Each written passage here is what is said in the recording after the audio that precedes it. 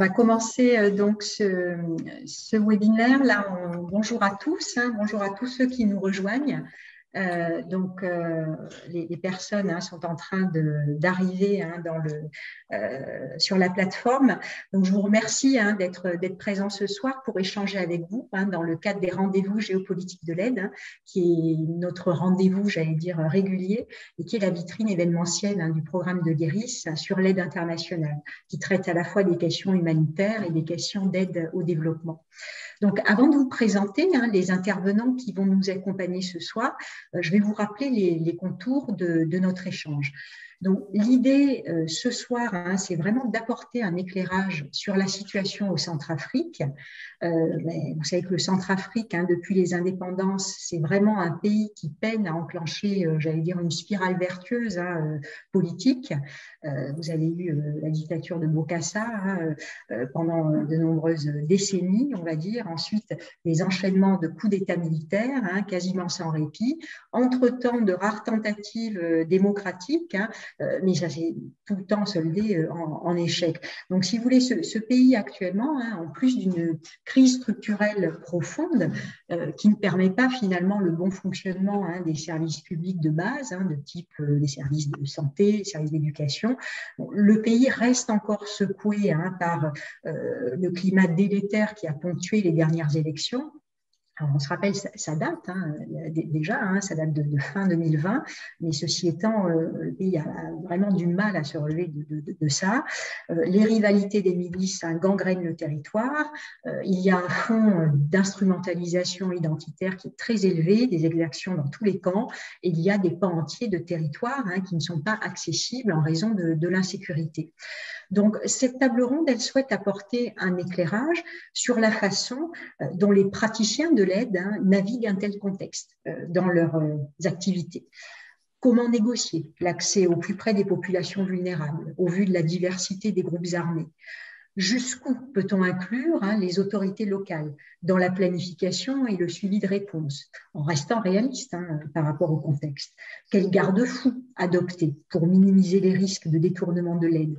Et surtout, après toutes ces années de guerre civile ininterrompue, avec des hauts et des bas, j'allais dire, mais là on est plutôt dans le bas, quel bilan fait-on des actions d'aide internationale? Et est-ce qu'on peut s'extraire des logiques d'urgence? Donc, pour ceux qui se connectent avec nous pour la première fois, vous avez, si vous le souhaitez, l'occasion dans l'onglet questions-réponses de poser vos questions aux intervenants tout le long de la conférence. Et puis, on va prendre des salves à mi-conférence, des salves de questions que je relayerai aux intervenants au fur et à mesure de la discussion. Je vais commencer donc par vous présenter nos intervenants de ce soir. Alors, nous avons la chance d'avoir Manuel Gallia avec nous, qui est le directeur pays d'ACTED en République centrafricaine et qui a une double casquette, puisqu'il est président du comité de coordination des ONG internationales en République centrafricaine. Manuel a une première partie de carrière qui s'est passée dans le privé et depuis 6 ans, il s'est réorienté en fait vers le secteur associatif et pour ACTED, il a travaillé déjà sur plusieurs terrains, au Tchad, au Congo-Brazzaville, en RDC, à plusieurs fonctions également, de project manager à coordinateur de zone, jusqu'à son poste actuel de directeur pays. Et c'est cette évolution, bien évidemment, lui a permis d'acquérir une solide connaissance des enjeux liés à l'aide humanitaire et de développer cette appétence particulière qu'il y a à travailler dans les contextes d'urgence. Nous avons également la chance d'accueillir Célia Wilcock avec nous ce soir. Merci beaucoup Célia de votre participation. Célia est la coordinatrice urgence en République centrafricaine pour Action contre la faim. Avant de rejoindre ACF, donc Célia a travaillé pour ACTED au Sud-Soudan, en Irak, en Syrie, au Kyrgyzstan.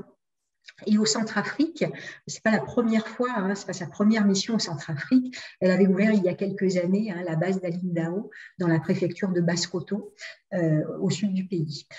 Entre-temps, elle est repartie, elle a fait une petite escapade en RDC comme coordinatrice terrain dans le Kasaï et en Ituri.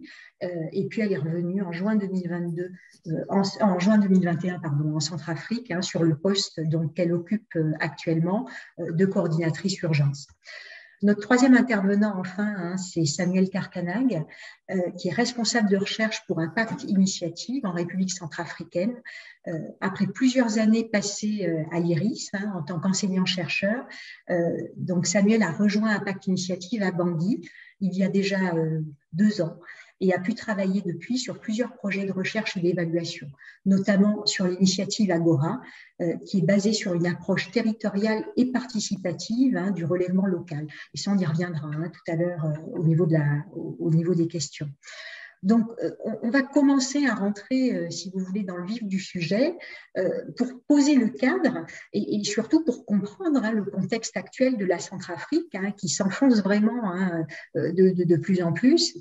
Il est utile de prendre un peu de recul et puis d'indiquer quand même quelques repères qui ont fait basculer le pays dans cette situation de haute insécurité. Donc, ma première question sera pour Manuel, mais ensuite, bien évidemment, Samuel et Célia, n'hésitez pas à compléter. Comment, Manuel, comment est-ce qu'on en est arrivé là, finalement? Début mars, on avait toujours un couvre-feu en vigueur dans tout le pays. L'ensemble du territoire est en rouge vif quand on va sur le site du ministère. Je crois qu'il n'y a que Bangui, la petite enclave orange, et encore.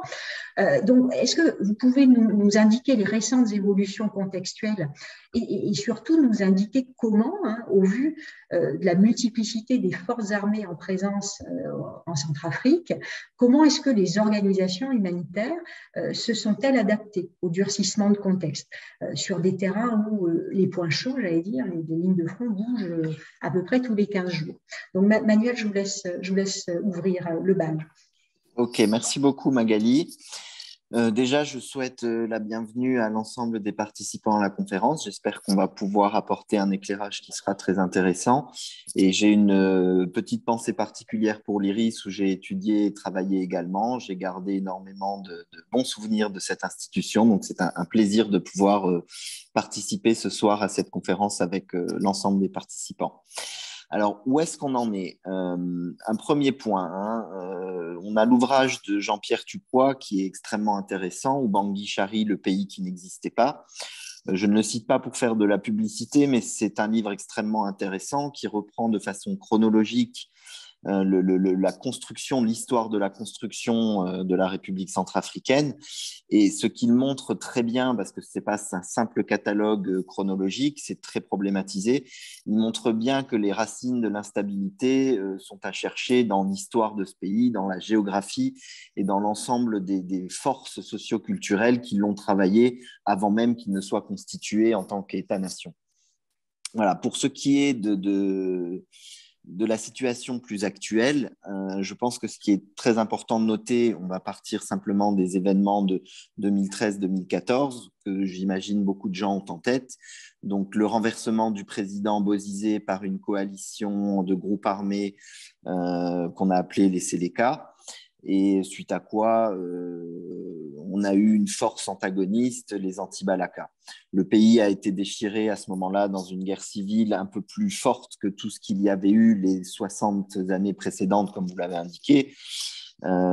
Et on va dire que depuis 2013, le pays a été dans une instabilité continuelle jusqu'à 2017-2018, où ça a été le dernier pic, la dernière flambée de violence, mais on reste dans une crise qui dure, en fait. Suite à cette dernière flambée de violence 2017-2018, nous avons eu les accords de Khartoum sous l'égide des Russes, pour les citer très clairement, qui sont arrivés à un accord de paix, un cessez-le-feu qui regroupait 14 groupes armés plus le gouvernement. À partir de ce moment-là, donc c'était le 6 février 2019, il y a une période de calme relatif et j'insiste là-dessus, on reste toujours sur une crise qui continue, une crise qui dure, même si l'intensité du conflit baisse à certains moments.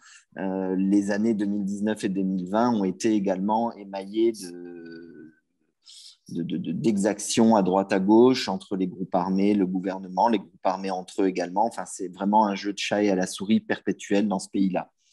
Néanmoins, en termes purement humanitaires, sur cette période-là, les interlocuteurs qu'on avait au sein de l'ensemble des acteurs étaient très clairement identifiés, ce qui nous a permis d'avoir un accès à des zones auxquelles on n'avait pas accès, des déserts humanitaires, comme on les a appelés à l'époque, et qui nous a permis de délivrer une aide dans des zones où plus aucun humanitaire n'était allé depuis 2017 de mémoire. Cette période de relative stabilité a été complètement rompue, comme vous l'avez souligné également, par rapport à la crise électorale, post-électorale qui dure encore aujourd'hui, où en fait, ce qui s'est passé, c'est qu'on a eu à nouveau une intensité dans le conflit qui s'est réveillée, qui a évolué très négativement. Quelques éléments très précis, factuels par rapport à ça, hein, la candidature de l'ancien président Bozizé, je crois que c'est le 18 décembre, si je ne dis pas de bêtises, a été rejetée par l'Agence nationale des élections, en charge des élections, ce qui a créé un nouveau groupe armé, l'ACPC, Coalition des Patriotes pour le Changement, qui sont descendus sur Bangui. Alors, c'est une coalition qui est très hétérogène, très hétéroclite, qui n'avait pas forcément vocation à durer, mais qui a complètement changé le paradigme dans lequel les ONG internationales interviennent. Ce changement de paradigme entre l'année 2020 et 2021, il est très simple. De cette stabilité relative qu'on avait, on pouvait engager et on avait engagé une démarche, on ne va pas dire de développement, mais de relèvement en tout cas, où on arrivait, malgré les hotspots qui ont émaillé la temporalité 2019-2020, où on était sur de l'extrême urgence, on a pu parallèlement engager une démarche de relèvement qui était plutôt la bienvenue. Là, à partir de janvier 2021, on est repassé complètement dans une logique humanitaire où l'accès a été reposé de façon extrêmement aiguë. Pourquoi ? Parce qu'à travers la CPC et cette coalition hétéroclite, les cartes des acteurs ont été complètement rebattues. Difficile dans ces conditions-là d'avoir des interlocuteurs fiables au sein des groupes armés, au sein de l'ensemble des acteurs sur le terrain. Difficile d'avoir des informations et des informations fiables. Quand on envoie une équipe sur le terrain, il faut qu'on puisse avoir des informations, c'est une première chose, mais aussi qu'on puisse évaluer la fiabilité de ces informations-là. Dans quelles conditions, dans quelles mesures le chef de zone, le commandant de zone, comme on les appelle sur place, va avoir la main sur ces hommes. Ça, c'est une question qui a été reposée. Le deuxième... Oui, oui. Manuel, juste pour la discussion aussi, je vais peut-être passer la main à Célia. Justement, Célia, au niveau d'ACF, de manière très concrète, et pour faire écho à ce que dit Manuel sur au niveau de l'accès, en fait, puisque c'est bien de ça dont il s'agit. Par rapport au panorama de vos programmes actuels, est-ce que vous arrivez à mettre tout en œuvre et comment vous définissez en fait vos zones de go, de no-go, un petit peu comme pour faire écho à ce que dit Manuel, avec justement cette multiplicité de comme zones qui contrôlent plus ou moins leurs troupes, avec ceux qui arrivent nouvellement dans le secteur, qui ne connaissent pas non plus tous les acteurs qui opèrent, etc. Comment est-ce que vous, en tant qu'organisation, vous arrivez à définir ces critères de go, de no-go pour éviter d'une part, l'évidence, c'est de mettre en danger vos équipes, et puis d'autre part, de mettre en danger les populations. En fonction de vos activités, j'imagine qu'il y a des activités qui attirent plus ou moins qui attirent plus ou moins des personnes hostiles également. Donc voilà, et quand vous décidez d'y aller, donc quand vous avez défini cette ligne de go-no-go, comment finalement vous arrivez à négocier cet accès au vu de la diversité des groupes armés? Célia, si vous pouvez nous dire un mot là-dessus, avec la casquette ACF, puis bien sûr, Manuel, Samuel, n'hésitez pas à rebondir aussi sur ce que Célia nous dit. Merci pour la parole. C'est vrai que ce que disait Manuel m'a fait un peu écho avec mon expérience en RCA, parce que c'est vrai que j'étais en 2018 avec ACF à Lindao, donc dans un contexte qui était avant la crise électorale. Et là, j'y suis retournée en 2021, donc après la crise électorale. Et c'est vrai qu'on a clairement vu cette modification dans la négociation de l'accès humanitaire.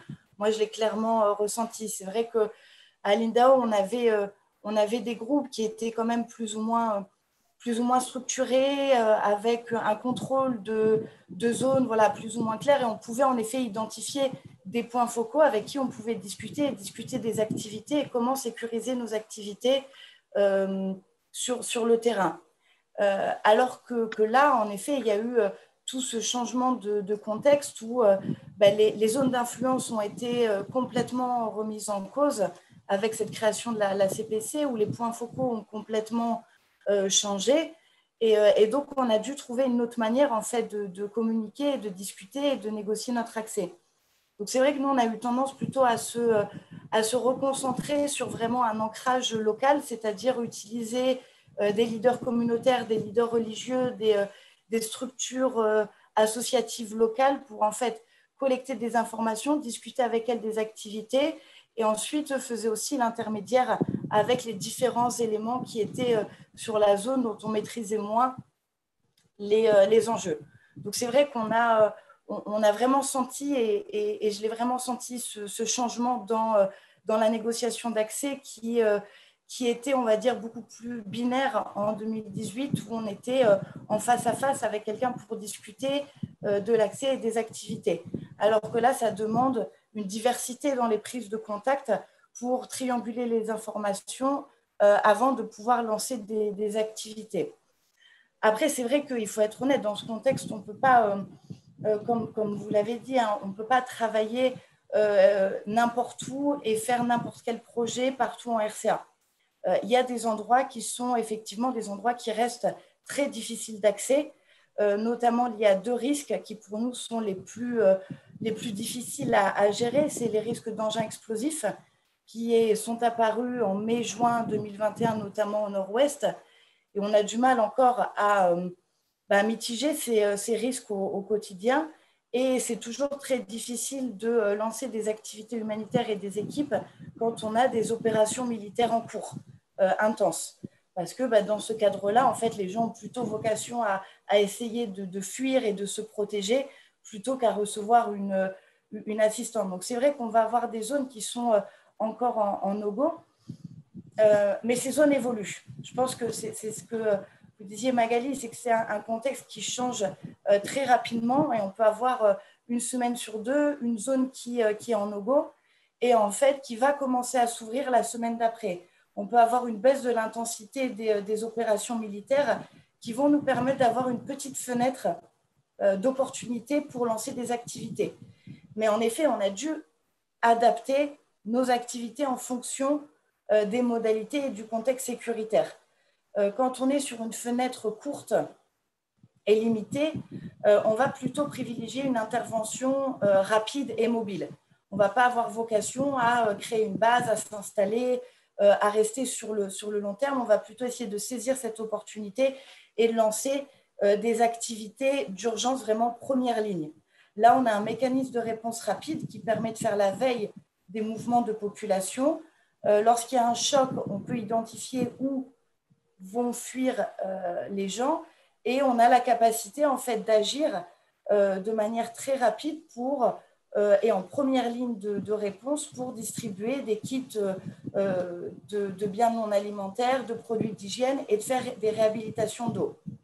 Et en fait, cette modalité permet une intervention très rapide, vu qu'on va être là sur du one-shot. On va aller, on va faire la distribution, on va faire les réhabilitations et après, on va repartir parce qu'elle a vraiment vocation à soulager les premières souffrances des populations qui viennent juste de se déplacer. Mais vous parlez de distribution non alimentaire, Célia. Les distributions alimentaires, parce que ça aussi, c'est l'urgence pour le coup, les premières. Est-ce que ça, vous le faites également ou est-ce que ça, c'est délicat de faire et d'autres le font comment ça se passe de manière concrète? Là, on ne vous entend plus, Célia. Ouais. Je peux peut-être rebondir. Bien sûr, Manuel. Ouais.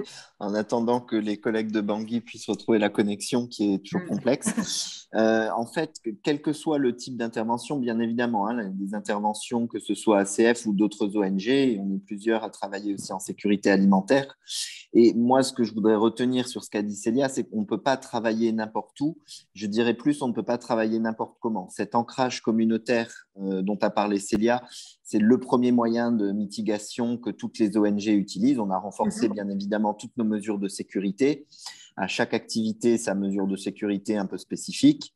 Mais on se doit en fait de rester, de délivrer. Le contexte dans lequel on est aujourd'hui, c'est celui qui fait sens par rapport à notre mandat, quelle que soit l'ONG, et on se doit de rester, de délivrer. Et c'est ce qu'on fait, que ce soit de la sécurité alimentaire dans des endroits qui sont extrêmement difficiles d'accès, et pas simplement pour des raisons sécuritaires. La RCA est aussi un pays qui est en total manque d'infrastructures routières, pour ne prendre que celle-ci, infrastructures de communication, télécommunication également, mais c'est extrêmement compliqué de travailler dans ce pays, encore plus actuellement avec ce changement de paradigme et cette flambée sécuritaire.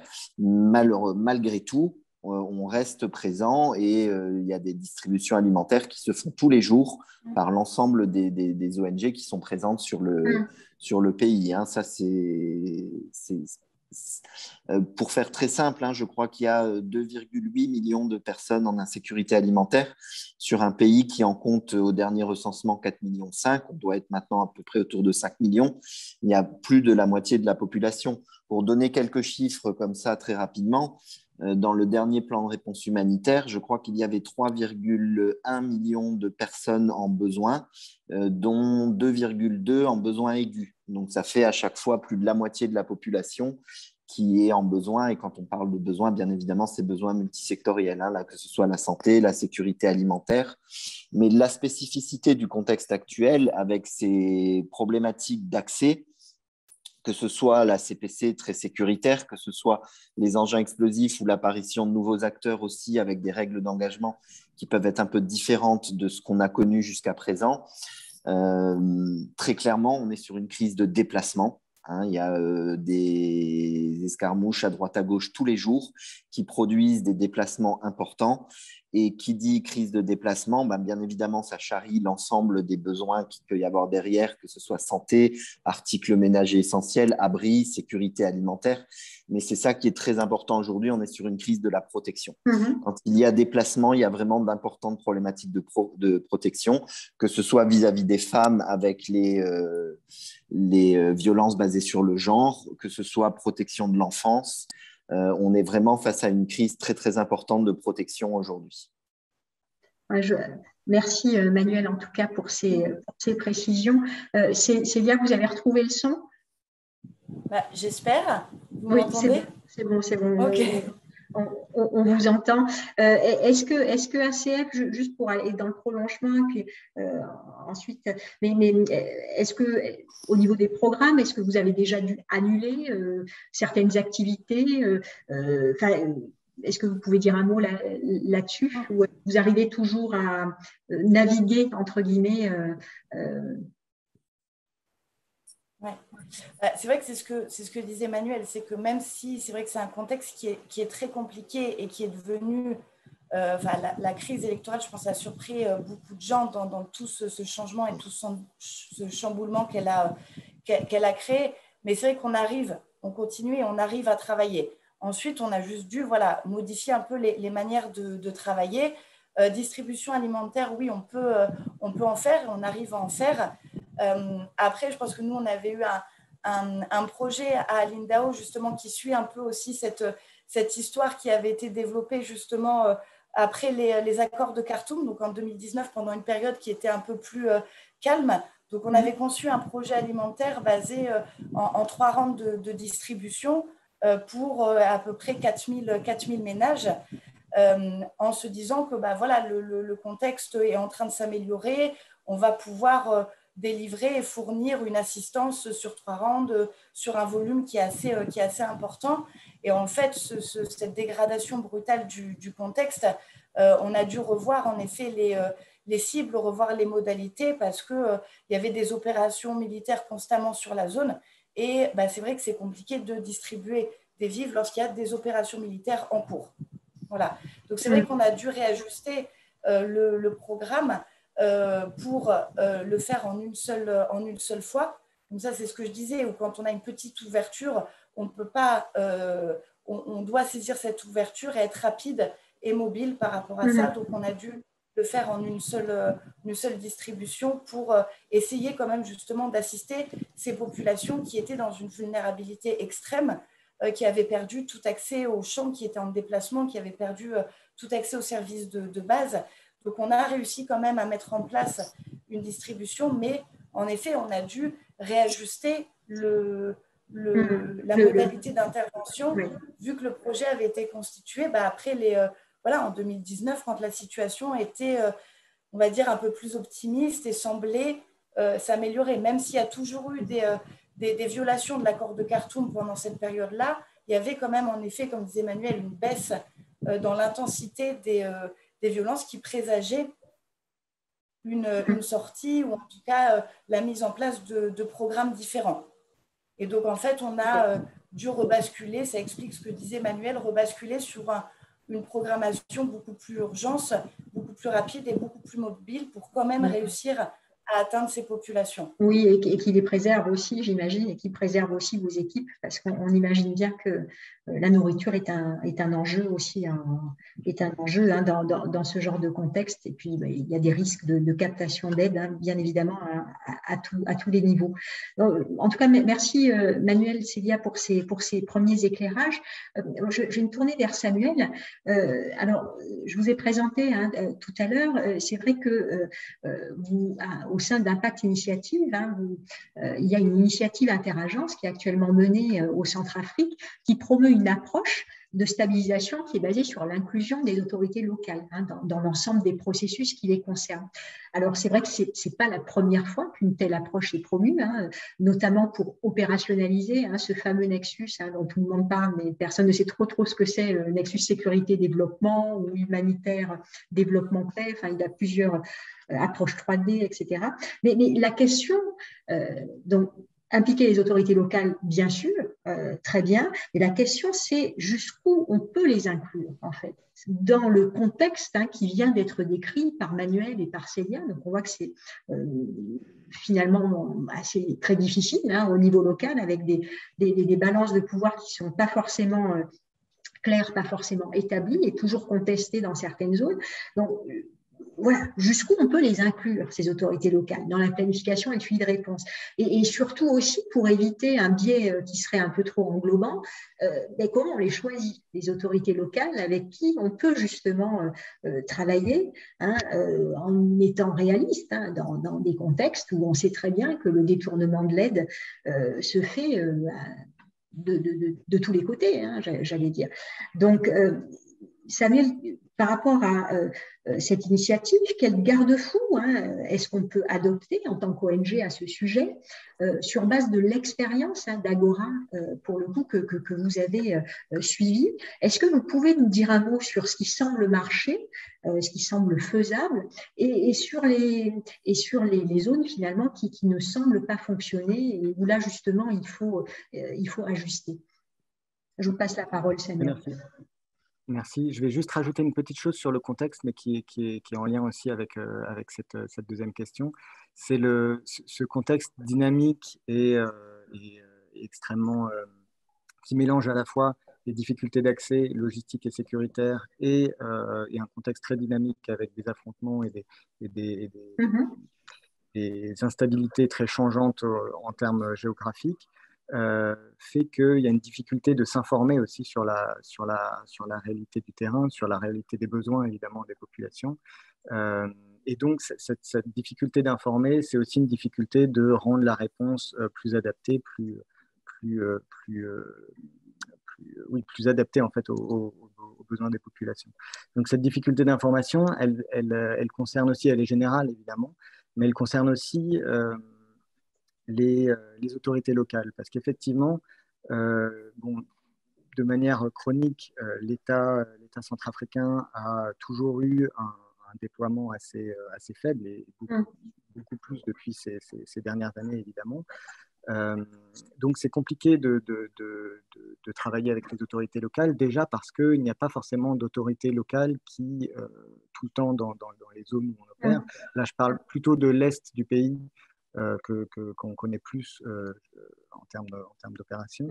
Mais les autorités locales ne sont pas toujours présentes, et notamment, je pense aux services déconcentrés, qui sont des autorités assez importantes. On en parlera peut-être un petit peu plus tout à l'heure.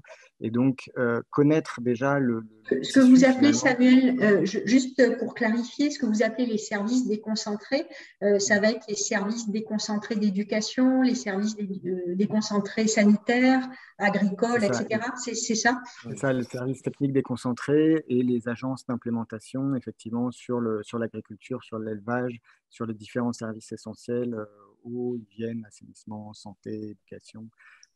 Ce type l'administration existe, mais le problème du déploiement des représentants de l'État et de ces services techniques déconcentrés est un vrai problème pour justement encadrer la réponse et éventuellement l'orienter. Donc notre premier travail déjà avec l'initiative Agora qu'on essaye de faire, et évidemment, comme vous l'avez rappelé, c'est pas quelque chose de nouveau, c'est un vieux débat dans le secteur humanitaire, comment partir du local pour construire des réponses adaptées aux besoins des populations et au contexte.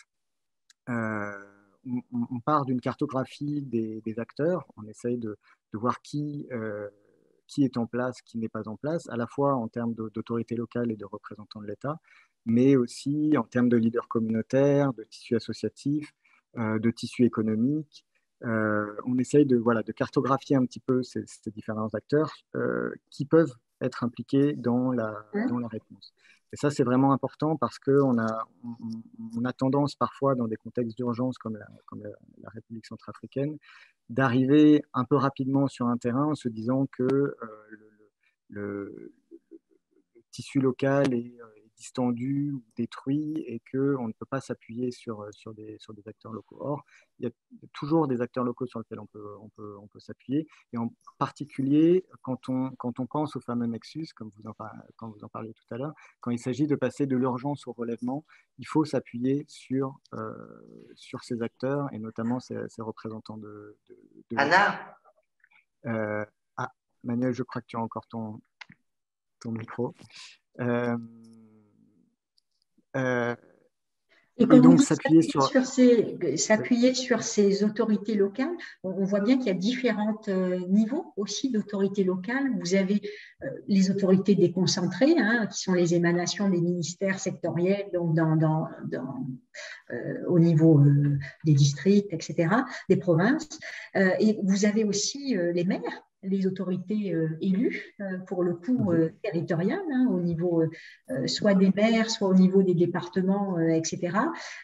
Donc, les acteurs privés que vous avez cités. Donc, comment, Samuel, du coup, comment vous arrivez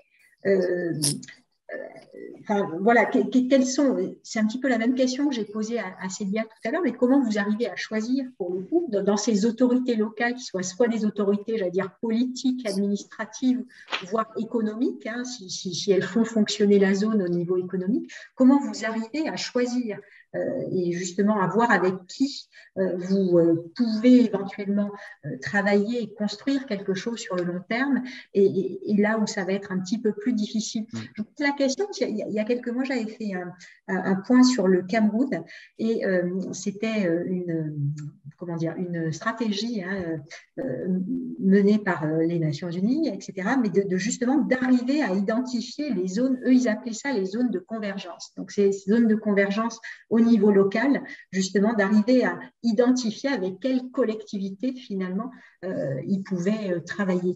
Donc vraiment je vous pose la question, comment on fait, parce que autorité locale, c'est un vaste panier, j'allais dire. Donc, comment on fait aussi pour choisir et justement arriver à identifier celles et ceux avec qui il va être pertinent d'investir en fait en termes de travail.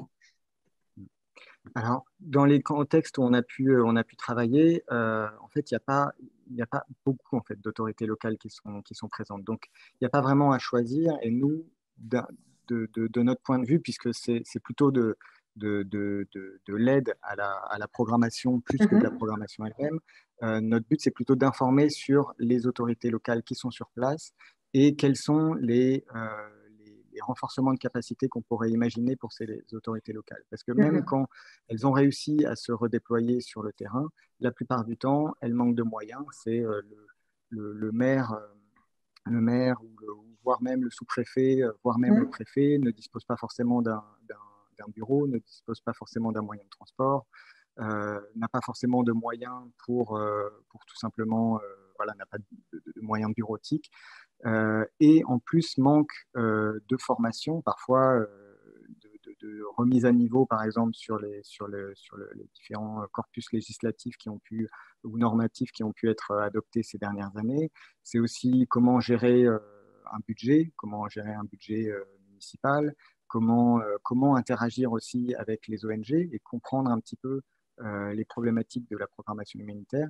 Et donc, c'est aussi l'idée de cette initiative Agora, c'est à la fois d'informer et de rassembler tous les acteurs, que ce soit les autorités locales, les communautés, la société civile et les partenaires humanitaires, d'essayer de les rassembler pour essayer de trouver des stratégies communes de relèvement et donc dépasser un peu cette phase de l'urgence et de trouver ensemble des solutions qui partent un petit peu du local.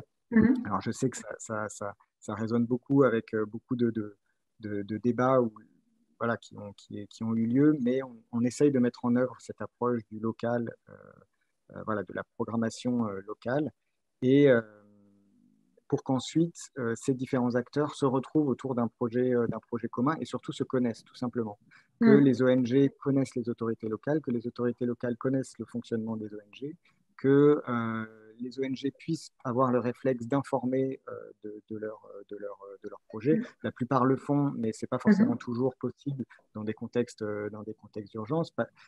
Pense aussi à informer de la fin des projets et de faire un bilan des projets. Ça, ce n'est pas toujours aussi le cas.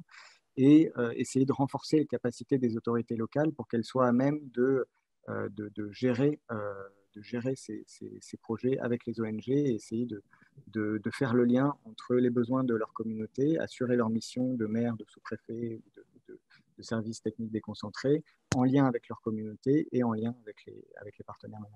Je vous relais une question, Samuel, qui est directement en lien avec ce dont vous parlez, de manière très concrète. Donc, comment est-ce que vous faites remonter ces besoins ou comment est-ce que vous organisez ces plateformes de connexion de manière très, très concrète? De manière très, très concrète, on se rend sur le terrain pour une période donnée, en général 15 jours. On a une équipe qui déploie plusieurs outils. Ça va être des groupes de discussion, ça va être beaucoup d'entretiens avec des informateurs clés. Donc, on essaie de rencontrer la quasi-totalité des autorités locales et des services techniques déconcentrés. On essaye de rencontrer les leaders communautaires, on fait des ateliers avec les associations locales de la société civile et on construit un diagnostic déjà territorial. Donc, on essaye de comprendre un peu le territoire, à la fois en termes de gouvernance, de géographie, d'économie. On essaye de comprendre comment le territoire fonctionne et on identifie les besoins. Ces besoins, on les présente ensuite à la communauté pour vérifier si on a bien compris, on a bien identifié les problématiques. Et enfin, on fait une planification, ce qu'on appelle planification participative. Et donc, on rassemble la communauté, les autorités locales, la communauté, les leaders communautaires, avec la présence aussi des partenaires humanitaires. Et on essaye de construire, besoin par besoin, des pistes de solutions en prenant en compte voilà, l'avis de la communauté sur. Alors, ça donne des choses très pratiques. Hein. On préférerait tel type de semence plutôt que tel autre parce que c'est plus adapté à tel climat. On aimerait relancer la culture à clé parce que ça permettait d'avoir des rendements supérieurs en termes agricoles.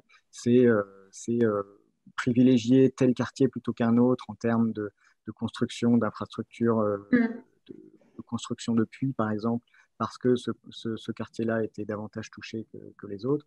C'est des choses très pratiques qui permettent ensuite aux partenaires humanitaires de d'éviter toute une phase d'évaluation qui est souvent assez gourmande en temps et en ressources, qui n'est pas forcément menée avec tous les outils possibles pour avoir une vision approfondie, et surtout d'avoir un projet commun. On fait des plans de relèvement locaux qui sont un peu des documents officiels à la fin, sur lesquels les autorités locales et les partenaires humanitaires se sont accordés et qui servent en fait de feuille de route pour le relèvement local. Et ensuite, on fait le lien avec Bangui, avec les administrations centrales, où on présente ces différents plans de relèvement locaux pour qu'eux aussi aient une vision Donc, c'est de relèvement. Oui, une espèce de mutualisation en fait de diagnostic, c'est ça l'idée aussi derrière Agora, hein, pour empêcher tous ces défilés, c'est vrai, hein, dans les zones où il y a beaucoup d'ONG qui interviennent, il y a aussi beaucoup de défilés de personnes à chaque fois qui font des diagnostics. Donc je comprends aussi que derrière cette initiative, il y a cette idée aussi effectivement de mutualisation, d'appropriation, etc. pour essayer. OK. Donc, merci beaucoup en tout cas Samuel pour cet éclairage. Je vais relayer une autre question qui fait écho à une question moi que je me posais, que je voulais poser. Je vais commencer par la poser peut-être à Manuel. C'est au sujet alors, on passe un peu là du côté plutôt géopolitique et un petit peu du côté des perceptions aussi de ce qu'on voit, de ce qui est relayé. Hein, ce qui est relayé, c'est le visible, c'est pas forcément ce que pensent tous les Centrafricains, mais c'est vrai qu'on est un petit peu marqué ces derniers temps par l'impression quand même d'un ressentiment anti-français important dans certaines zones, qui est présenté par divers relais, j'allais dire, comme étant à la hausse en Centrafrique. Alors Manuel, moi je vous pose la question, est-ce que vous partagez ce constat, et au-delà, si vous voulez, de votre commentaire là-dessus, est-ce que vous pouvez nous dire un mot sur ce qui se joue en RCA de manière concrète? Là, je vous relais une question qu'on a eue. Voilà, il y a une intervention des Russes qui a adhéré dans le conflit centrafricain. Est-ce qu'il y a des impacts aussi sur le travail humanitaire et au niveau géopolitique, si vous voulez? Voilà, est-ce que vous pouvez commenter ça? Oui, bien sûr. Dans les limites que vous souhaitez, bien sûr, Manuel, bien sûr. Notamment au vu de la situation actuelle. Oui. Alors, ce que vous avez dit est très intéressant. Je pense que ce qui est relayé est uniquement ce qui est visible, et ce qui est visible n'est pas forcément la réalité. Donc, il y a vraiment une nécessité de prendre du recul. Bien évidemment, en Centrafrique, on a un jeu d'influence entre deux puissances majeures que sont la Russie et la France. Ça, c'est inutile de le nier. Maintenant, prendre du recul, ça veut dire quoi? Ça veut dire que cette lutte d'influence, ce jeu politique entre ces deux puissances, on la retrouve dans pas mal de pays en Afrique, notamment dans la bande sahélienne, et ce n'est pas la première fois dans l'histoire, et ce n'est pas la dernière. Et ce n'est pas uniquement en Centrafrique. Encore une fois, c'est quelque chose qu'on voit de façon assez récurrente. Je ne dis pas ça pour minimiser les choses, mais en fait, ce que je veux dire par là, c'est qu'intervention des Russes ou pas, jeu politique ou pas, tension ou pas entre différentes puissances, nous, humanitaires, on est dans un contexte finalement très classique. Pour le dire de façon très basique, on ne travaille pas au pays des bisounours. Les humanitaires ne travaillent pas au pays des bisounours. Qui dit humanitaire dit conflit, qui dit conflit dit belligérant, et ça, c'est depuis que l'humanitaire est humanitaire que c'est comme ça, dans bien des cas, bien évidemment, je passe les catastrophes naturelles, et dans bien des cas, on est dans ce type de configuration-là, et pour moi, l'impact n'est pas tangible, au sens où, avec l'ensemble des ONG internationales, ça nous a permis en fait de revisiter, on va le dire comme ça, les notions d'indépendance et d'impartialité qui font partie des 4 piliers fondamentaux de l'humanitaire. On passe beaucoup ce message-là. On le répète dans différentes langues. Effectivement, maintenant, on doit étoffer notre palette linguistique pour passer ces messages-là. Mais je crois que les messages passent très clairement. Auprès des interlocuteurs visés, les messages passent très clairement et on n'est pas empêché dans notre travail. Il y a un conflit d'ordre politique auquel les solutions ne pourront être que politiques. Ça ne nous regarde pas.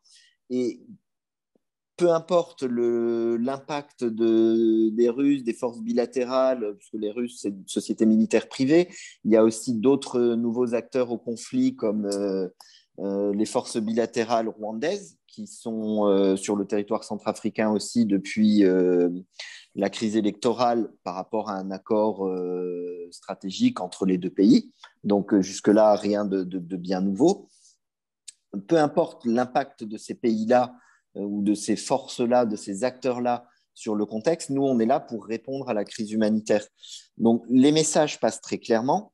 Les relations sont très ouvertes avec l'ensemble des acteurs qui sont sur le terrain pour pouvoir garantir l'accès. À aucun moment, on n'a été sommé ni d'un côté ni de l'autre de prendre position. À aucun moment, on a été contraint d'intervenir ou de ne pas intervenir. La seule chose qu'on a à faire, c'est ce que disait Célia avant, c'est de négocier à chaque fois de façon ad hoc notre accès avec l'acteur influent dans la zone en question.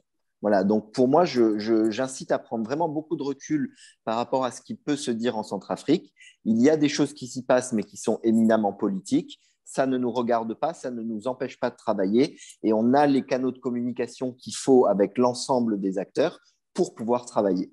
Voilà. Okay, je vous remercie en tout cas, Manuel, de ces précisions. Alors, je vous relais une autre question.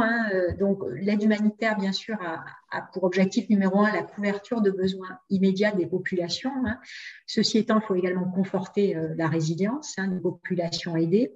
Et donc, une question finalement très simple, la situation à RCA que vous avez décrite, cette situation de haute insécurité, est-ce que ça permet de viser cet objectif de résilience, même de façon partielle?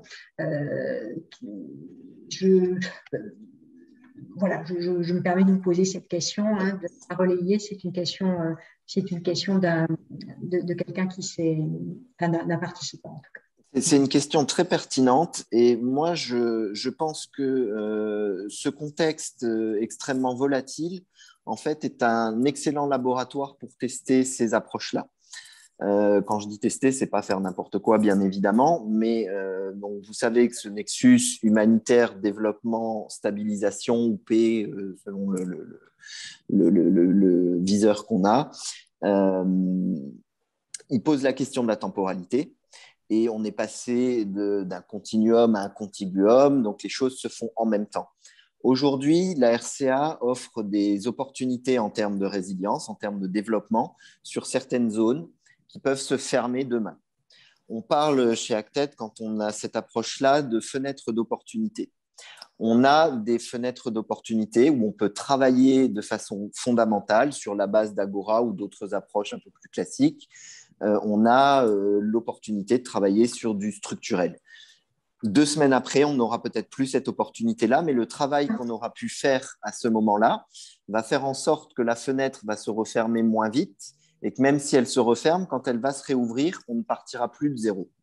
Donc moi, je pense que ces contextes particulièrement volatiles sont extrêmement propices à sortir de cette dichotomie humanitaire-développement et à essayer de travailler avec les partenaires techniques et financiers sur des nouvelles approches qui nous permettent justement de travailler sur le temps long, quel que soit le type de problématique auquel on va être confronté dans une zone donnée, que ce soit une problématique purement humanitaire au moment A, résilience au moment B, à nouveau humanitaire au moment C. C'est des éléments qui doivent se travailler conjointement dans la durée, quel que soit le contexte dans lequel on se trouve. Le contexte volatile de la RCA permet particulièrement cette approche-là, à mon sens. Mais ça me permet, c'est intéressant, Manuel, ce que vous dites, ça me permet de faire parce que Célia, je sais qu'ACF intervient dans le pays depuis pas mal d'années, qu'il y a, notamment en santé mentale, et c'est un programme qui avait été lancé à l'époque où j'allais dire le contexte est moins d'urgence que maintenant. Donc c'est vrai que c'est intéressant de voir. Du coup, maintenant, à l'heure où on se parle et où un petit peu c'est l'hécatombe un peu partout, qu'est-ce qu'ils viennent, ces programmes, dans le contexte actuel? Parce que vous étiez quand même allé assez loin en développant même les premières formations de psychologues en collaboration avec l'Université de Bangui. Est-ce que vous pouvez continuer, pour le coup, ces programmes? Est-ce qu'ils ont été mis, j'allais dire, en stand-by en attendant une temporalité plus propice?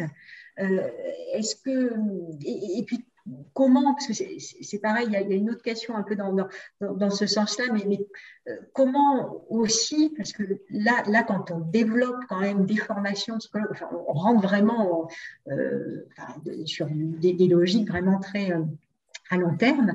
Donc, comment est-ce que cette initiative spécifique d'ACF, comment elle s'est articulée aussi avec, peut-être qu'il y a d'autres ONG qui interviennent en santé mentale en Centrafrique, moi je ne sais pas, mais ce serait intéressant de voir spécifiquement sur ces questions-là qui sont des programmes de long terme, qu'est-ce qu'ils sont devenus dans le contexte actuel? Oui. Donc, c'est vrai que je pense que c'est un très bon exemple qui illustre bien en effet ce que les propos de Manuel, où c'est vrai qu'une des, pour nous, particularités de la RCA, c'est on doit un peu sortir de cette lecture et de ce schéma classique où il y a une phase 1 qui serait l'urgence et après une phase 2 qui serait le développement. Donc, on essaie un peu de sortir de cette logique un peu temporelle et presque dichotomique entre l'urgence et le développement, parce que c'est vrai que la RCA a des déficits structurels et d'infrastructures qui sont énormes, et on pense que vraiment ça doit aller ensemble. Les deux sont liés et c'est possible de faire les deux. Et je pense que l'exemple, en effet, nos activités à l'université sont un bon exemple. C'est-à-dire que on s'est rendu compte que avec ces chocs successifs et au vu de la violence des chocs, la population était dans une situation en termes de santé mentale qui était catastrophique. On avait des populations qui ont vu un de leurs membres de leur famille se faire tuer devant leurs yeux, qui ont dû partir du jour au lendemain, tout abandonner et se retrouver dans la brousse, sans abri, sans eau. Donc, il y a un réel enjeu de gestion des traumas en Centrafrique, et ce n'est pas juste un enjeu santé mentale, parce que ça va impacter les conditions de vie. Quelqu'un qui est traumatisé ne va pas avoir la même résilience au choc, ne va pas avoir la même santé, ne va pas avoir la même capacité d'un point de vue de sa participation aux activités économiques. Et c'est vrai qu'en RCA, il n'y avait pas du tout de structure et de ressources capables de répondre à ce besoin. Je crois qu'à l'époque, il y avait un psychiatre pour toute la RCA. Donc, c'est vrai que basé sur ce constat un peu et sur notre expertise, on a développé donc un lien en 2019 avec l'université de Bangui pour vraiment former en fait des psychologues. Donc, on a eu, ça passait par appuyer, en fait, renforcer les compétences des étudiants pour notamment les appuyer et faciliter des stages, et également accompagner l'université pour améliorer le curriculum universitaire de la filière psy. Et en fait, c'est vrai que voilà, il y a eu des hauts et des bas. Quand en janvier, quand c'est vrai que la CPC est arrivée aux portes de Bangui, les étudiants ne venaient pas, donc on doit s'adapter en fonction de l'évolution du contexte. Mais en 2022, on a les premiers étudiants, les premières promotions qui sortent.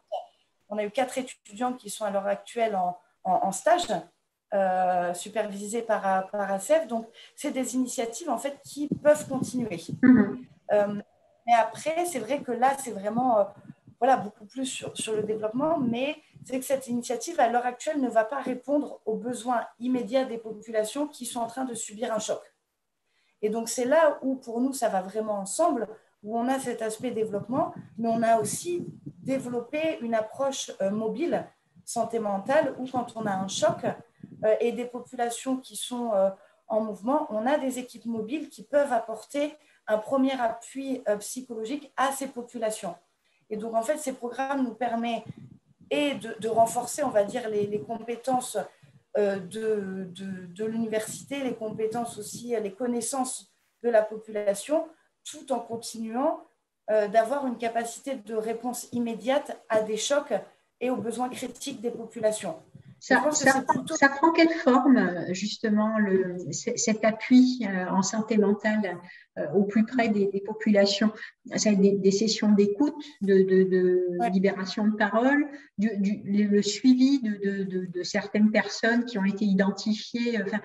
Concrètement, Célia, ça prend quelle forme, en fait? Donc, en fait, on va avoir donc, des équipes qui vont être déployées sur le terrain suite à un choc ou une alerte particulière.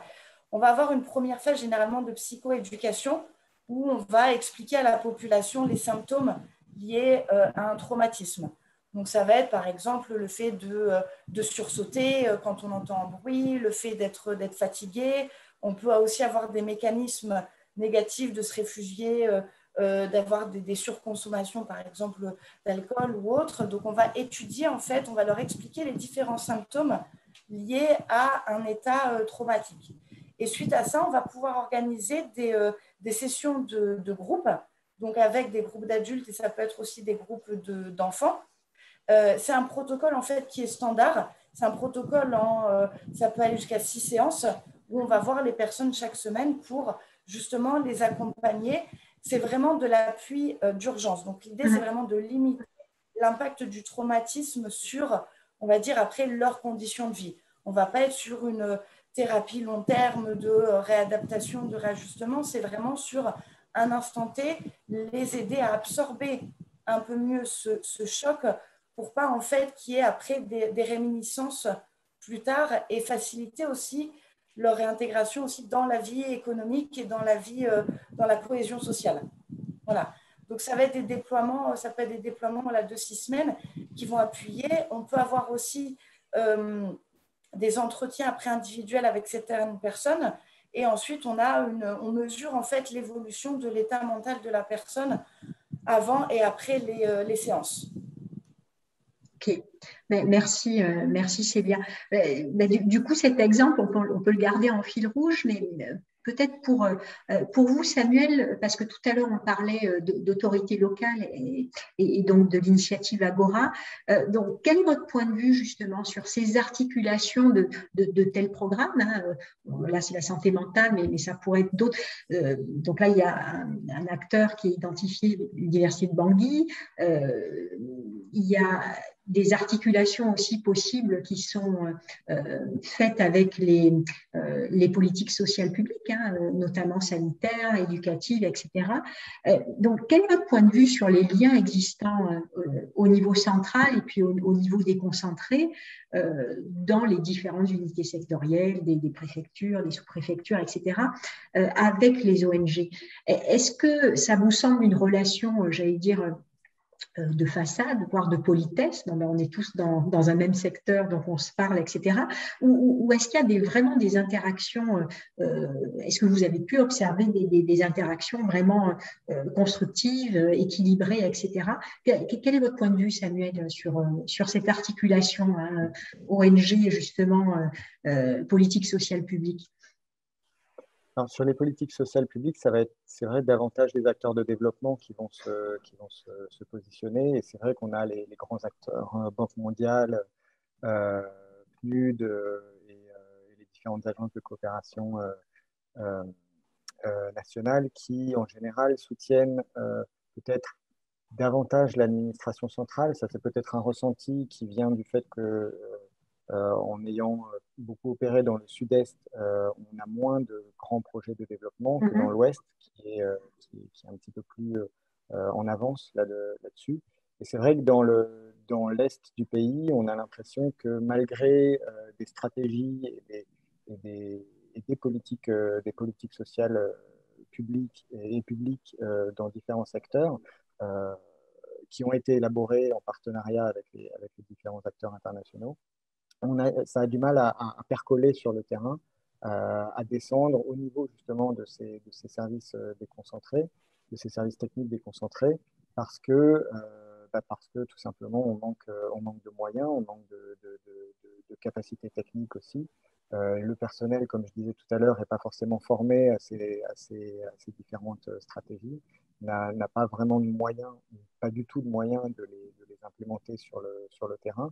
Et donc, c'est effectivement les ONG qui vont prendre le relais sur un certain nombre de services publics. L'eau, la santé, l'éducation, une grande partie en tout cas une partie des infrastructures qui fonctionnent grâce à l'action des partenaires humanitaires. Et donc, ça crée forcément un déséquilibre parce que d'un côté, il y a les capacités techniques et le financement, si je schématise un petit peu, et de l'autre côté, les services de l'État qui sont un peu démunis et qui peuvent faire acte de présence, mais seulement ça. D'où l'importance, à mon avis, pour les partenaires humanitaires, d'inclure ces représentants de l'État, quels que soient leurs moyens, quelles que soient leurs capacités, pour transmettre un peu C'était d'ailleurs l'une des idées hein, du plan, le RCPCA. Alors, j'ai oublié la déclinaison exactement c'était le plan national de relèvement et de consolidation de la paix qui avait été signé justement en 2017 jusqu'en 2021. C'était une grande stratégie de développement après une vague de violence dans le pays. Et ça incluait justement ce transfert de capacité et de responsabilité des ONG vers l'État. Ça n'a pas forcément pu se faire dans de nombreuses zones parce qu'elles n'étaient déjà pas forcément contrôlées par l'État. Et donc les ONG continuent de gérer un certain nombre de services publics, même si ce n'est pas dit comme ça, évidemment. Mais d'où l'intérêt, si on veut pérenniser ces actions, c'est de transférer une partie de ces capacités techniques à des autorités locales. Et je parle même juste en termes de formation, en fait, de savoir de former les services techniques aux différents types d'actions humanitaires sur le terrain pour que l'État et les ONG puissent travailler davantage ensemble sur le terrain et pas forcément qu'au niveau de Bangui pour qu'à terme, l'État puisse se redéployer plus longuement. Après, évidemment, ça a un certain nombre de limitations. C'est déjà, est-ce que l'État est présent dans la zone? Pas forcément. Est-ce que c'est facile de travailler avec ses représentants? Pas toujours, comme c'est d'ailleurs pas forcément toujours facile de travailler avec des représentants d'ONG. Voilà, on n'est pas toujours face à des gens compétents de part et d'autre, et donc il faut une volonté commune euh, qui aille dans la même direction, et ça, c'est pas forcément facile, et ça se construit surtout. C'est quelque chose qui se construit petit à petit, et c'est quelque chose qui nécessite du temps que les acteurs humanitaires n'ont pas forcément, malheureusement, puisque on est dans un contexte très dynamique, avec beaucoup d'urgences, beaucoup de chocs qui se succèdent, et on n'a pas forcément le temps de construire cette relation qu'on devrait construire, à mon avis, avec les représentants de l'État et les représentants des autorités locales en général, pour consolider, reconsolider, retisser les liens à la fois au niveau local et au niveau territorial, je veux dire, et au niveau national, en passant par sous-préfecture, préfecture, jusqu'au niveau national. Merci beaucoup, Samuel. Je vais relayer une question qui porte sur les relations en fait entre les ONG et les agences des Nations Unies sur le terrain. Je vais la relayer de manière un peu plus large pour le coup. Peut-être, je pense qu'on peut faire un tour de table ici, puisque vous avez chacun les relations. Peut-être Manuel, comme vous êtes président actuellement en exercice du comité de coordination des ONG internationales en République centrafricaine, si vous pouvez nous éclairer sur le fonctionnement concret de la coordination humanitaire, effectivement de cette interaction qu'il y a avec les agences spécialisées de type Programme alimentaire mondial, UNICEF, etc. Et également la MINUSCA. C'est vrai qu'on n'en a pas parlé, mais il y a aussi la MINUSCA qui est présente en Centrafrique avec un volet militaire, bien sûr, un volet plus politique à long terme. Donc, voilà. Comment est-ce que tout ce petit monde interagit, j'allais dire? Est-ce que vous notez des divergences d'approche entre les acteurs, ou est-ce que c'est plutôt le consensus opérationnel et pragmatique qui prime? Donc voilà, juste Manuel, si vous pouvez juste nous indiquer comment vous travaillez ensemble, en complémentarité ou pas, mais ça pourrait permettre d'éclairer ces interactions-là aussi, qui sont bien évidemment clés. Oui, alors, en Centrafrique, le contexte, je crois qu'on l'a bien compris, est éminemment complexe. Et pour moi, une bonne coordination est plus que nécessaire pour justement relever les défis auxquels on doit faire face collectivement. Et on a la chance d'avoir cette coordination qui est vraiment très dynamique, très engagée et qui assure un leadership qui permet à chaque type d'entité d'être coalisé derrière le même objectif. La coordination fonctionne très simplement, hein. Il y a une dimension très classique et une un peu plus spécifique. La dimension très classique, c'est des organes de coordination qu'on va retrouver sur n'importe quel contexte humanitaire. Le comité de coordination des ONG en est un, c'est ce qu'on appelle en général forum des ONG, où les ONG internationales se retrouvent pour débattre de questions, qu'elles soient administratives ou autres, purement sur le fond des problématiques humanitaires, mais pour adopter une ligne commune, en fait. Hein. L'idée, c'est qu'on soit plus fort ensemble, donc de pouvoir adopter une ligne commune sur toutes ces problématiques qui peuvent nous toucher isolément en tant qu'ONG. Dans ce comité de coordination des ONG, on a ce qu'on appelle la plénière, où sont représentés l'ensemble des ONG qui le souhaitent, d'ailleurs, avec quelques membres observateurs, CICR, MSF, voilà, d'où est élu un comité exécutif, et de ce comité exécutif est élu un bureau. À partir du comité exécutif s'élaborent, on va dire, les principales lignes directrices qui sont ensuite validées ou invalidées d'ailleurs par la plénière. Au sein du COMEX… Là, c'est ONG internationale uniquement, ou Oui. est-ce qu'il y a certaines grosses ONG centrafricaines qui font partie? Manuel, comment ça se passe en fait? C'est ONG internationale uniquement. D'accord. Ça, c'est commun à beaucoup de forums d'ONG parce qu'on est face en tant qu'ONG internationale à beaucoup de questions administratives, beaucoup de questions juridiques auxquelles ne sont pas confrontées forcément les ONG nationales. À la base, c'est pour ça qu'ont été créés les forums des ONG. Donc, on a ensuite tous les organes de coordination, on va dire, plus globaux. L'équipe humanitaire pays qui regroupe aussi bien les agences des Nations Unies que les ONG, que certains bailleurs de fonds, certains partenaires techniques et financiers. Ça, c'est un organe clé pour moi puisque c'est là que sont décidées les priorités humanitaires et c'est à partir de là qu'on va pouvoir atteindre ce consensus. Là, ça me permet de glisser sur certaines spécificités qu'on a en Centrafrique. C'est qu'on a une coordinatrice humanitaire, Madame Denise Brown, qui est extrêmement dynamique. Encore une fois, elle a un leadership très fort et elle crée beaucoup de consensus autour de son action, aussi bien au niveau des agences UN que des ONG. Je dois souligner également ici le rôle d'OCHA. Je ne sais pas si c'est encore le cas, mais il y a quelques années, le slogan d'OCHA était « La coordination sauve des vies ». Moi, je peux dire qu'en Centrafrique, c'est le cas. On a une coordination autour d'OCHA et sous l'impulsion de la coordinatrice humanitaire qui nous permet d'avoir une action concentrée, focalisée, coordonnée entre les agences humanitaires et les ONG. Donc, agence humanitaire, vous parliez du PAM, mais il y a également l'UNICEF qui joue un rôle très important puisqu'il est lead sur le mécanisme de réponse rapide dont parlait Célia un peu plus tôt et qui est plus que nodal dans ce contexte-là. Mais l'ensemble des agences UN y sont, hein. On a l'OIM, on a le PNUD et on arrive vraiment à avoir une approche collective sur l'ensemble de sujets.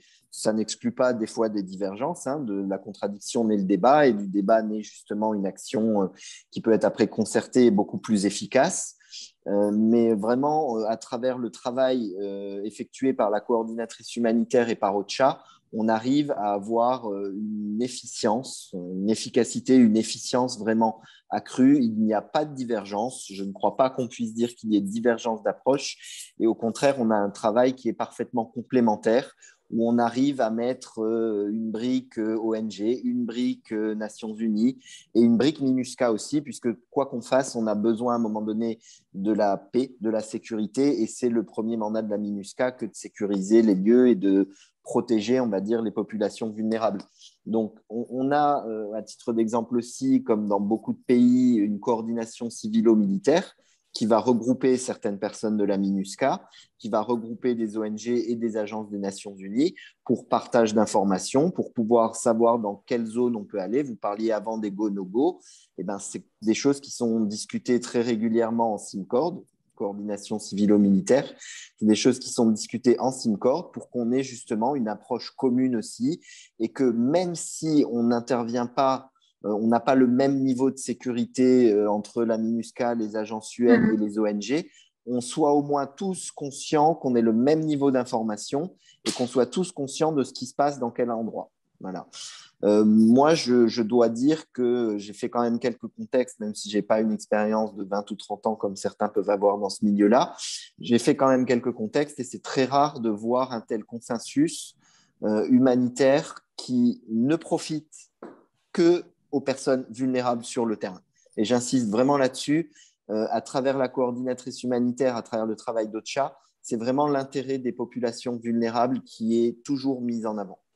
Donc, moi, je dois dire qu'il y a une très, très bonne coordination en Centrafrique et c'est quelque chose qu'il faudra être capable de préserver malgré le changement de personne. Il faudra arriver à systématiser ça. Ce que j'allais vous demander, est-ce que c'est lié à la taille du pays finalement, parce que c'est vrai que le Centrafrique est quand même un petit pays, ou est-ce que c'est lié aux personnes en fait? Est-ce que ça mais effectivement, c'est des points clés et vous faites bien de le souligner. Je ne sais pas, Célia ou Samuel, si vous voulez réagir sur ce point-là de coordination. Voilà, si vous partagez ce qui a été dit, si vous voulez rajouter des compléments.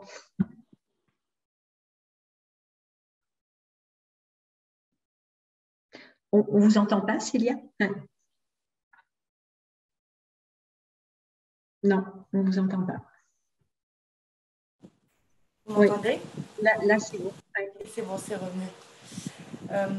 Oui, je pense que c'est un élément essentiel. Si on arrive à continuer à travailler dans un contexte aussi quand même complexe, volatile et difficile, c'est aussi parce qu'on a une bonne coordination. Et ça, je pense que c'est très clair. Les résultats sont sur le terrain. Le fait qu'on continue à travailler, ça veut dire qu'il y a justement ce consensus que Manuel décrit et qui nous permet de continuer à travailler et qui nous aide à justement voir les zones qui peuvent s'ouvrir, d'autres zones qui peuvent se fermer. Et je pense que oui, ça se ressent et c'est aussi une des raisons pour lesquelles on arrive à continuer à travailler. Ok. C'est clair. Samuel? Oui, ça va presque paraître suspect, mais je vais abonder dans le sens de mes collègues. J'ai beaucoup moins d'expérience qu'eux, mais on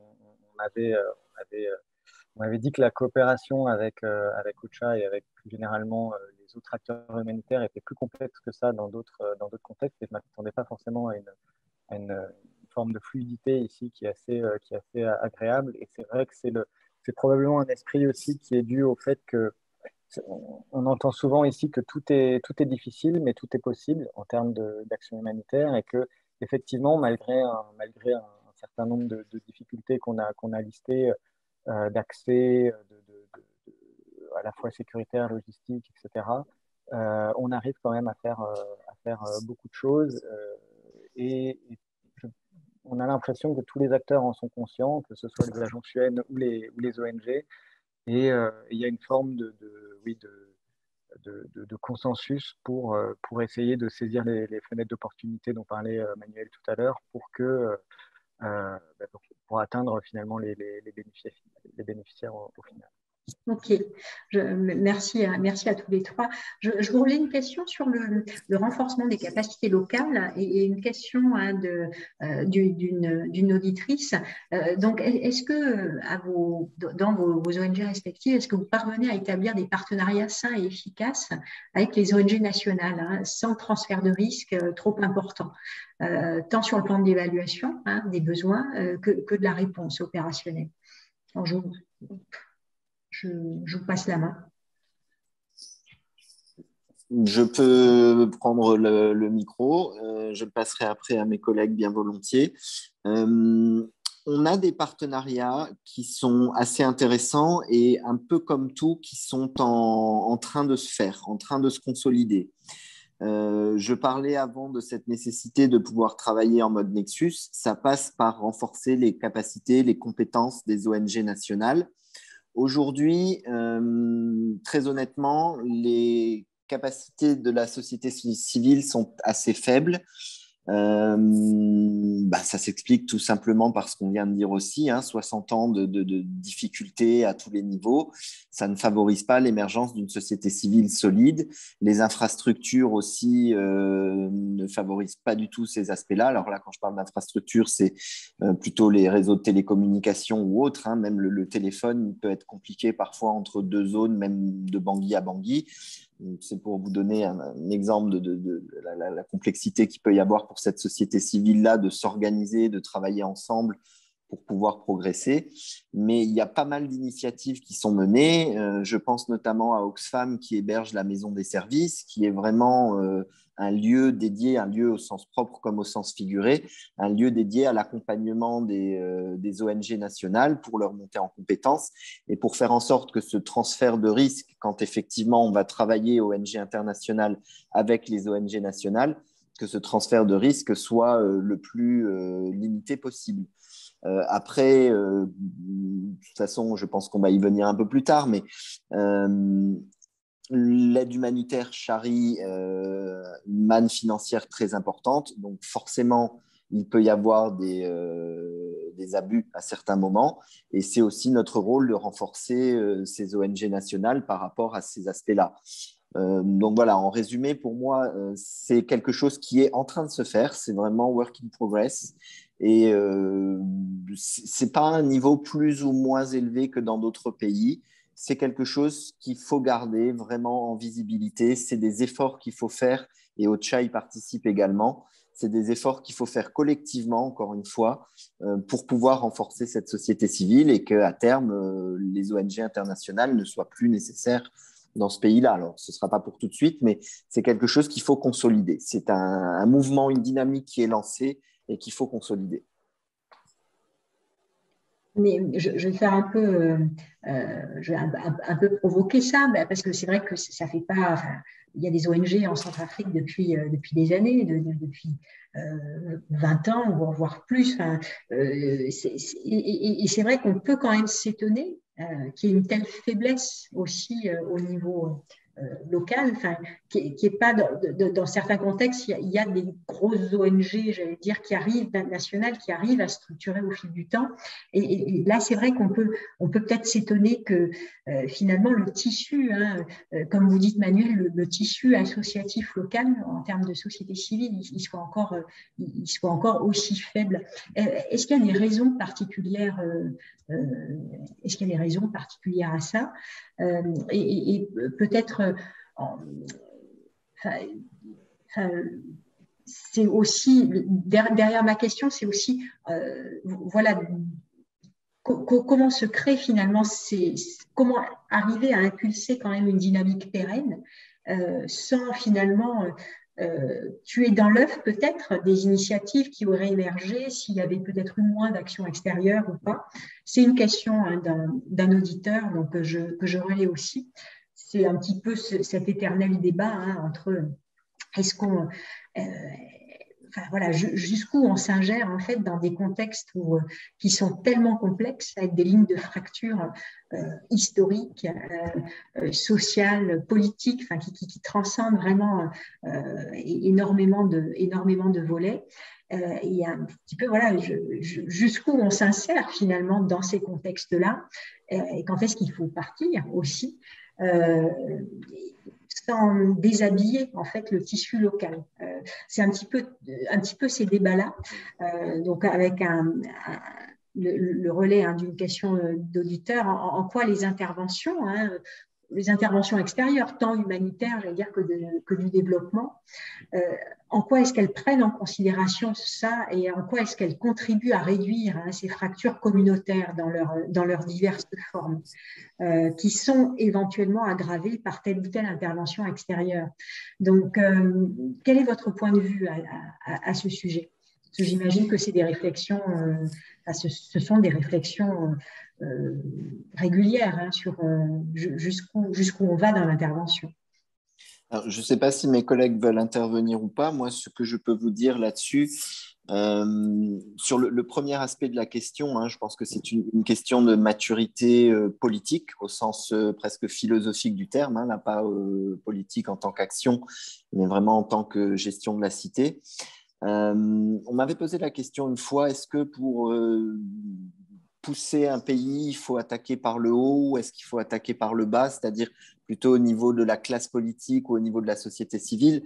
Je pense que les deux vont de pair. On est dans un processus d'émancipation, de décolonisation qui a maintenant 60 ans, voire plus. Néanmoins, c'est un processus, je pense, qui prend du temps. Il y a pas mal de traumatismes, pas mal de blessures qui prennent du temps à se cicatriser. Et ce temps-là est le temps de la maturité. Je pense que, encore une fois, ce temps-là est en cours, ce processus-là est en cours. Parce qu'il y a quand même des initiatives qui sont vraiment notables, des ONG nationales qui sont fortes et qui travaillent. C'est pareil, encore une fois, ce n'est pas forcément ce qu'on voit qui est la réalité. Sur le terrain, il y a des ONG nationales qui sont très, très fortes. Mais je pense que c'est vraiment un processus qui est en cours, comme il peut l'être dans d'autres pays. Je pense à la RDC où j'ai eu l'occasion de travailler. C'est à peu près la même temporalité. Il y a peut-être un peu moins de maturité encore en Centrafrique, mais on est vraiment sur la bonne voie depuis maintenant quelques années. Pour ce qui est des interventions extérieures, c'est corrélé à ce que je viens de dire. À mon sens, et c'est ce qu'ont pu dire Samuel et Célia sur d'autres points, tant que les ONG auront un rôle d'auxiliaire d'État, et ils l'ont quand même encore beaucoup aujourd'hui, l'intervention des ONG internationales sera nécessaire. Nous, on est invités à travailler dans des pays qui sont souverains, où on va apporter un service. Donc, tant que c'est gagnant-gagnant, c'est très bien. Mais à travers tous les mécanismes de redevabilité dont Samuel a parlé notamment, on essaye de prendre en compte la population, ses désirs, ses volontés d'émancipation, ses velléités de développement. On essaye d'accompagner ça. On ne plaque pas nos projets mécaniquement sur un contexte qu'on maîtriserait peu ou pas. Cette approche territoriale d'Agora nous permet justement aussi de faire monter en compétence, et là en termes politiques encore une fois, l'ensemble des intervenants de la société civile pour qu'ils acquièrent cette maturité-là et qu'ils se saisissent de leur propre devenir et qu'on puisse après partir. Mais je vais revenir sur ce que j'ai dit initialement. Le problème fondamental de la Centrafrique, c'est un problème politique et il ne pourra y avoir qu'une solution politique. À partir du moment où il y aura ces solutions politiques qui seront posées sur la table, comme dans beaucoup de pays, les ONG internationales feront leur travail et se retireront progressivement. Et ça, c'est un mouvement qu'on a déjà pu esquisser à certains moments. Malheureusement, on est sur une crise qui dure avec ses pics d'intensité. Mais à partir du moment où, au niveau politique, une certaine stabilité sera trouvée, pour moi, la RCA est un pays qui offre un potentiel énorme de développement avec une population. La jeunesse est extrêmement dynamique. Il y a des initiatives qui sont soutenues par l'UNICEF qui sont extrêmement intéressantes. Voilà, on est vraiment sur un pays extrêmement dynamique avec des ressources naturelles, un paysage, une faune, une flore qui sont vraiment très, très intéressantes. Il y a beaucoup, beaucoup de choses à valoriser dans ce pays-là. Dès qu'il y aura une stabilité politique, à mon avis, c'est un pays qui pourra décoller très rapidement. Merci Manuel pour cet éclairage. Célia, peut-être juste une question de curiosité là, de ma part sur les financements actuellement des programmes. Quel est l'état d'esprit des bailleurs actuellement? Est-ce qu'on a rebasculé complètement dans des logiques court-termistes, donc des financements de 6 mois, pas plus? Est-ce qu'on reste un peu dans les financements un peu pluriannuels qui pour vous, en tant qu'organisation, vous permettent aussi de vous projeter et de ne pas faire que de la rédaction pour avoir des financements? Quel est l'état d'esprit, en fait? Est-ce qu'ils sont frileux? On voit la France, vu le contexte géopolitique dont parlait Emmanuel, est-ce qu'il y a une certaine frilosité que vous notez chez certains bailleurs sur le Centrafrique? Voilà, juste quelle est votre expérience en fait là-dessus, Célia? C'est vrai que là, on voit qu'il y a une... Après, je pense que Manuel pourra mieux compléter, mais je pense qu'il y a de manière générale une baisse un peu des financements au global sur Centrafrique parce que justement, c'est une crise qui enchaîne c'est un pays qui enchaîne les chocs et on a l'impression en fait que le pays n'arrive pas à se relever. Et donc, en fait, tous les ans, il y a de l'argent qui est injecté et il y a cette impression que les résultats sont qu'on retombe toujours dedans. Voilà. Et donc, c'est vrai qu'il y a une baisse et un questionnement des bailleurs par rapport, sur tout ce qu'on a dit, aussi par rapport à cette assistance d'urgence. Il y a aussi, d'un point de vue mondial, d'autres crises qui sont aussi apparues. Donc, ça a forcément un impact parce qu'il n'y a pas de budget illimité. Hein. Donc, ça joue aussi sur des financements comme la Centrafrique. Après, oui, il faut être honnête, des projets de développement en Centrafrique, c'est plus difficile à financer. Ça reste possible parce que je pense que chaque ONG maintenant a réussi quand même à mettre en place des initiatives et justement d'essayer de prouver qu'il y a des possibilités et il y a des opportunités. Voilà. Mais on sent qu'on doit aussi montrer que c'est possible. C'est quand on parle de programme de développement, c'est aussi très très large. On ne peut pas non plus tout faire en Centrafrique parce qu'on va très vite se heurter aussi aux limites structurelles du pays. Si on double la production agricole, mais s'il n'y a pas de débouchés ou de pouvoir d'achat ou de routes pour écouler la production, ce programme de développement ne pourra pas fonctionner. Donc, c'est aussi adapter des programmes de développement dans le contexte centrafricain.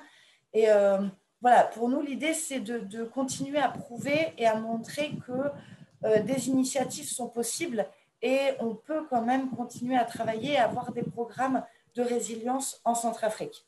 Et là, vous avez du pluriannuel, hein, Action contre la faim, au jour d'aujourd'hui. Vous avez encore des financements pluriannuels ou on est sur des financements à très court terme? Nous, on en a très peu.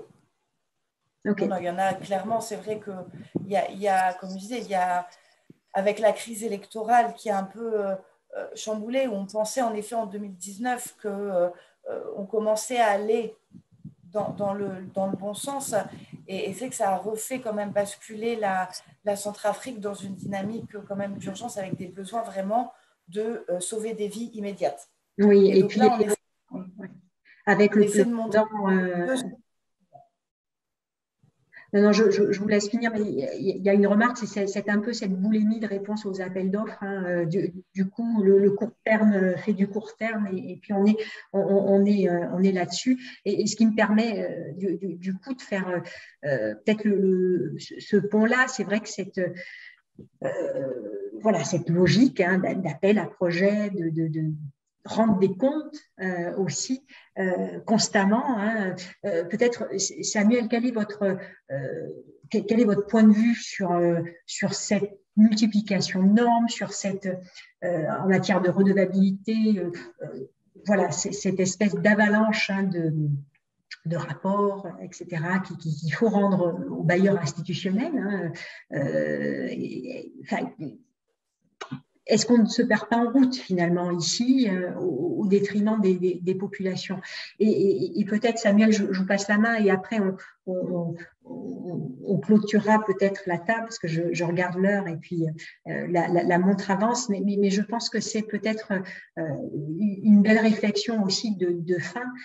Finalement, est-ce qu'on n'est pas en train, avec toutes ces normes, impositions, etc., ces contraintes hein, de rapportage, est-ce qu'on n'est pas en train finalement de se détourner hein, de la mission première finalement, hein, qui est l'aide aux populations vulnérables? Et on va conclure par un tour de table en commençant par vous, Samuel, sur cette question. C'est cette question de la redevabilité, finalement, elle a les deux faces. C'est à la fois la redevabilité auprès des bailleurs, ce qui est, alors effectivement, je pense que certains diront que c'est pénible, puisque effectivement, c'est des processus assez lourds, mais en même temps, c'est parfaitement normal de rendre des comptes sur de l'argent, qui est parfois de l'argent public, qui est dépensé, et donc ça pousse aussi un certain nombre d'organisations à être plus rigoureux, plus réfléchis sur les programmes. Alors évidemment, hein, ça a des conséquences en termes de process, et il y a une sorte de double logique où les bailleurs souhaitent souhaite que l'argent touche le plus possible les bénéficiaires, mais en même temps demande davantage de, de travail en termes de redevabilité qu'il faut là aussi financer. Et donc, on a deux logiques qui sont parfois un peu contradictoires et qui sont parfois un peu difficiles à tenir pour les organisations. Mais cette question de la redevabilité, c'est la même chose auprès des bailleurs qu'auprès des populations. La redevabilité auprès des populations, ça fait partie de la même logique. C'est justifier de l'argent dépensé et faire en sorte que les bénéficiaires aient un droit de regard sur les interventions humanitaires et un droit de regard sur la planification de ces actions, de ces interventions et puissent donner leur avis puisqu'ils sont concernés au premier chef. Donc c'est quelque chose d'assez... c'est la même logique avec des conséquences différentes, mais je pense que c'est quand même quelque chose qui va plutôt dans le bon sens pour le secteur, pour que mieux réfléchir. Alors, il y a sûrement des processus à améliorer. On en est peut-être qu'au début et d'essayer de voir, et notamment du côté des bailleurs, comment faire de la redevabilité sans alourdir les process et sans oublier l'objectif principal, comme vous disiez, d'atteindre les bénéficiaires. Mais comme on doit réfléchir aussi à mieux inclure les bénéficiaires dans les programmes. Donc, c'est une réflexion qui est en cours, qui se développe. Et ici, en Centrafrique, il y a quand même beaucoup d'initiatives dans ce sens-là. Et il y a encore beaucoup de marge de manœuvre, tant d'un côté de l'autre, du côté des bailleurs comme du côté des bénéficiaires. Mais c'est quelque chose qui va plutôt dans la bonne direction.